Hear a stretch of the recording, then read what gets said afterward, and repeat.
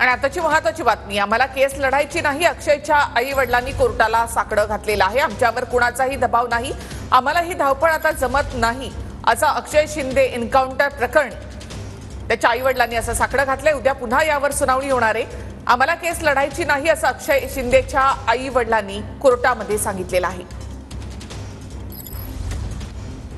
अक्षय Shinde encounter प्रकरणामध्ये उद्या पुन्हा एकदा सुनावणी होणार आहे। तर अक्षय शिंदेच्या आई वडिलांनी हायकोर्टाकडे ही मागणी केली आहे। आमच्यावर कुणाचाही दबाव नाही, आम्हाला ही केस लढायची नाही, असं अक्षय शिंदेच्या आई वडिलांनी कोर्टात सांगितलंय।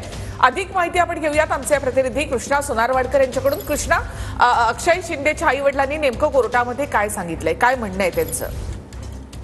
निखिल, आपण पाहतोय की अक्षय शिंदे याच्या कथित एन्काउंटर नंतर त्याचे वडील अण्णा शिंदे यांनी ही मुंबई हायकोर्टामध्ये याचिका दाखल केलेली होती आणि त्याच्यावरती मागच्या काही महिन्यापासून सातत्यानं सुनावणी होते आहे। पहिल्या टप्प्यापासून हायकोर्टानं मुंबई ठाणे पोलिसांच्या पूर्ण तपासावरती आणि त्या एन्काउंटरची जी काही प्रक्रिया होती त्यामध्ये जो काही घटनाक्रम पोलिसांनी सांगितलेला होता त्यावरती ताशेरे ओढलेले होते आणि पोलिसांच्या एकूणच भूमिकेवरती संशय व्यक्त केलेला होता। शिवाय जी न्यायालयीन चौकशी होती त्या चौकशीमध्ये सुद्धा पोलिसांवरती ठपका ठेवण्यात आलेला आहे आणि आता हे प्रकरण कुठेतरी अंतिम टप्प्यात येत असतानाच आणि पोलिसांची भूमिका संशयास्पद आहे हे कोर्टाने मान्य करत असतानाच आता अक्षय शिंदेचे आई वडील यांनी हायकोर्टाकडे साकडं घातलेलं आहे की आम्हाला या सगळ्या प्रकरणामध्ये मानसिक त्रास होतो आहे, आमचा मुलगा गमावलेला आहे आम्ही, आणि आम्हाला ही धावपळ शक्य होत नाही आणि म्हणून आम्हाला ही केसच लढवायची नाही अशा पद्धतीचा अक्षय शिंदेचे आई वडील आहेत त्यांनी आम्हाला हा केस लढायचा नाही असं त्यांनी कोर्टासमोर सांगितलं। काय म्हणाल तुम्ही, आता का हे सर्व झालेलं? एक लक्षात घ्या, कोर्ट केस ज्या वेळेस आपण